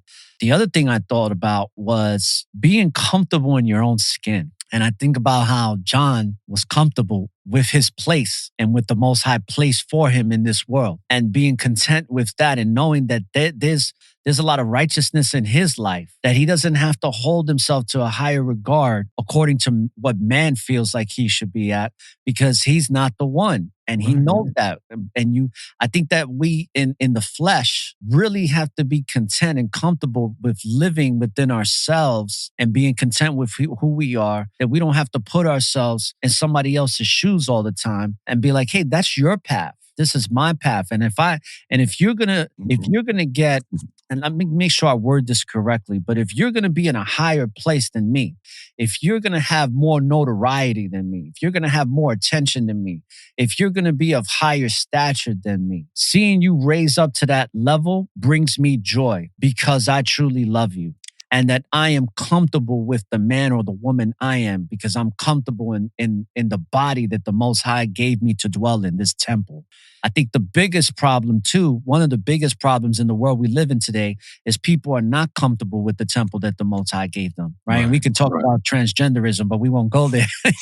But I think a lot of people, just speaking from the perspective of people not being comfortable in their own skin, develops an animosity when they see a brother or sister that's getting way more attention than them. And instead of them being happy for that brother and sister, or let's say, for example, we see this a lot too, right? Where a brother and sister may be single. Right. And then their brother and sister meets their significant partner and winds up getting married. And then they have this jealousy and envy. Like, why can't I get that? Instead of reveling in the joy and the jubilation that your friend has found a meaningful partner to build a life with. Yes. And to truly be happy with them. I think the only friend that can truly be happy is the friend that is comfortable in their own skin and doesn't have that envy or jealousy towards their friend because they're getting something that they don't have. Absolutely. Because they realize that maybe it's not my time to have that. Maybe it's not meant for me to have that. But the fact that my friend has it brings enough joy to me to where it's a success for both of us. Right. Because when my friend is successful, I'm successful. When my friend is happy, I'm happy. And I think that's where the foundation of unconditional love truly lies. Because there can't be a condition to that love. It really does have to be unconditional, like the Most High has that unconditional love for us.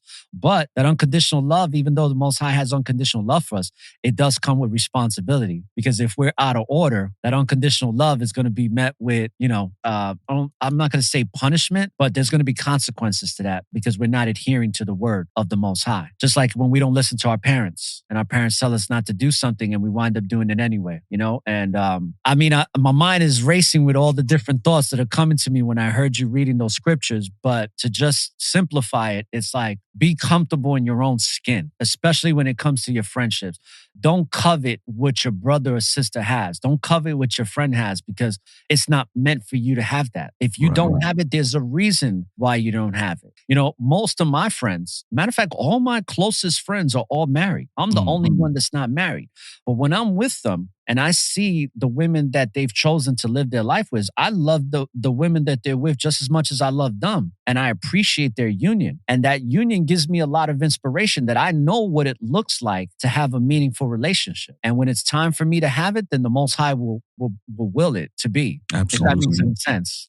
Oh, that's beautiful. That's a beautiful bow because I feel the exact same way because that my situation is very to yours and like I'm not married and most of my brothers in the faith are, but I know what that looks like to have that type of love and trust and respect for these wives. I look at them as my sisters in the faith just as well.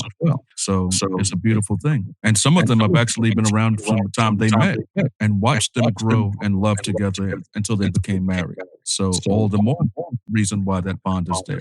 Absolutely. So with that being said, is there anything else in regards to the to this topic, a faithful friend, that you want to cover before we end this show? I'd probably just read one final scripture that you really touched on just now. It's the book of 1 Corinthians chapter 12. In the book of 1 Corinthians chapter 12, it tells us about what the body of Christ looks like and what the church looks like and how we're supposed to deal with each other.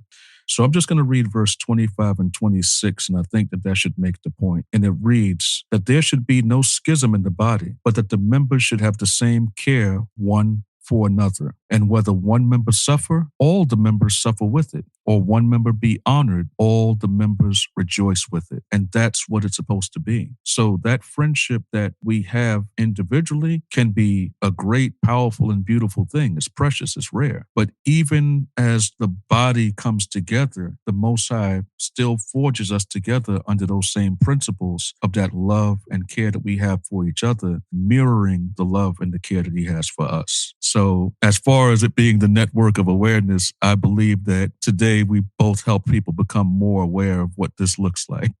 Absolutely. I agree. I mean, it's definitely brought a lot of awareness to me when it comes to the word of the Most High and how we're supposed to develop relationships with friends. And it's funny because, or should I say it's not funny, but you know what I mean by funny. It's very interesting how the friendships that I currently have that have stand the test of time, that are faithful friendships, was developed in the very way that the Most High speaks of in the Word, in His Word, about how it should be developed. And now, as I look back on it now, it was very unconscious in the way I developed those friendships. And the friendships that I put those terms, like what you were talking about earlier, where like, even when you're dating or courting, it's like, okay, well, I'm going to do this for this amount of time and then this is going to happen. And there's certain friendships that I approached in that same manner. Right. And those friendships didn't last. Either they just fizzled out or I saw something that I was like, nah, I'm not dealing with this. Right. But the friendships where I took that patience, I had the courage, I utilized faithfulness throughout the friendship. Those friendships are still present and strong within my current present life. At this very moment, they're still strong as they were 20, 25 years ago. I even have a friendship that has been in existence for 40 years. All right. And that is powerful. Me and this brother are very different individuals in the way we live our lives. But this brother's literally born the day before I was in the same year. When we grew up on the same block in the Bronx. And this is my brother. It's not even my friend. He's my brother to the very end. Yeah. And it's just interesting how these relationships developed under these guidelines, to put it, in layman's term, these guidelines that the Most High has given us, guided us with through His Word, to say, hey, you want to have a faithful friend? Get rooted in this. Get rooted in my Word when it comes to this. And I've given you plenty of scriptures to really digest this and really get rooted in it so that it becomes second nature. Like when I've talked with Brother Kakam about, that second nature, where it's like getting rooted in Word is no different than habits that you develop, like tying your shoes or buttoning up your shirt. I can talk to you right now and button up my shirt without having to think about it. I think it's very, it's our responsibility to get rooted in the Word the same way, to where getting rooted in the Word is something that's like brushing our teeth, like tying our shoes, like buttoning up our shirts, like blinking. I mean, it's something that with time, it can become so deeply ingrained in the spirit that it becomes natural and consistent, to where it's unconscious. We don't even have to think about it. It's subliminally ingrained into the very fabric and core of our souls, the nucleus of who we are and what the Most High has intended us to be from the beginning. And that is the goal. Absolutely. So is there any other final comments that you want to make for this Faithful Friend show and broadcast? Well, what I will say is that even though we covered a lot of things today, the list is not comprehensive. It's not all the things that really go into it. But when you go into the book of Galatians chapter 5, pay close attention to what the scriptures tell us about the fruit of the Spirit versus the works of the flesh. Because as long as we're aligning ourselves with the fruit of the Spirit and finding ourselves where we're shunning the works of the flesh, especially the works of the flesh going into the envy, strife, variance, wrath, hatred, things of that nature, then we're going to be closer to where we need to be as far as being able to maintain those relationships and be faithful in those relationships. But I think that one of the most important points that came out today was really the point of repentance and making sure that we understand that the Most High is not going to bless us with that faithful friend if we're not proving ourselves to be worthy of that person. So that is key. Well said. So I want to thank you for coming on to this Faithful Friend episode. And this, by the way, I used to mess up Brother Aqua Ra'ai's name, so I have to say it slow. That's why you hear me say Aqua Ra'ai, because we all call him Aqua Ra'ai and all these other all these other ways of saying his name. But for those that are listening, if you want to learn about scriptures, and this is coming from my opinion, okay? If you want to learn about scriptures the right way, and also be a part of something where you don't have to necessarily be part of the BOCC. One thing about the BOCC, these brothers, they don't force you to be within their congregation. You're not obligated to be in the congregation and do everything that they do as a congregation. They're just brothers and sisters that have come together without a caste system, without any titles, that are just have a foundation, which is the body of Christ. That is the foundation of their congregation. There's no hierarchy, so to speak. So if you're somebody that is in a current situation where you're in a cult or you're in a congregation that is very misleading and hypocritical with the elders and the people that run that organization or congregation or church, and you feel like you are wanting something that's just that doesn't have any division and is not going to constantly be criticizing you, I would say definitely take a look into the BOCC.com and listen to some of these classes, because I could tell you from my personal experiences, I'm the type of person that, and we talked about this with Take One on a previous episode, that I'm the type of person that I'm all about harmony. I'm all about cooperation. I'm all about making contributions to uplift my brothers and sisters all the time. And if that's something that you want to be engaged in when reading the word, and you want to receive the word in that manner where it's a collaborative of people coming together to serve the Most High and to serve Christ, to serve the Messiah, and to understand the teachings within the word, definitely check out the BOCC, because that's what they're doing. And I think they're doing it the right way. And I want to thank you again, Brother Aqua Rai, for coming on the show. And obviously, you're going to do more shows with me that I'm looking forward to. Right. So, brothers and sisters, like I always say, when you live in the present, there's always an opportunity for a new beginning, because it's always about the present. And also, don't look for the light at the end of the tunnel, because the light is and always will be within you. Like the Messiah said, the kingdom of heaven is already within you. We just have to realize it and not get so distracted by the worldly world of things, because that's what the principalities of darkness want us to believe. They want us to believe that it's really not that simple. They want us to believe that the word of the Most High is really not that simple, Right. But it really is. We just got to strip all of the other nonsense that we've been fed and conditioned as children and as adults, and strip all of that away and come to Christ and come to the Most High as babies, and learn how to crawl before we start to walk in this faith. So with that being said, brothers and sisters, I want to thank you for tuning into this show. Definitely download the show from any of your favorite podcasting listening apps. This show is going to also be on Roku. So if you are a Roku subscriber, you will be able to watch this show visually. And all praise to the Most High. All praises. So thank you once again for having me to the Network of Awareness. It was a pleasure. Absolutely, brother. It definitely was a pleasure. So let's sign off here. And peace, love, and light, brothers and sisters. Shalom. This concludes the Network of Awareness podcast. For more information on the Network of Awareness, please subscribe via email to our website, networkofawareness.com, and follow us on Spreaker.com or any other listening apps you use. For any questions about the NOA, email us at aura@networkofawareness.com. Thank you for listening to one of the fastest growing podcast shows on society and culture in America and abroad. When you live in the present, there's always an opportunity for a new beginning. Peace and blessings. Peace and blessings. Peace and blessings.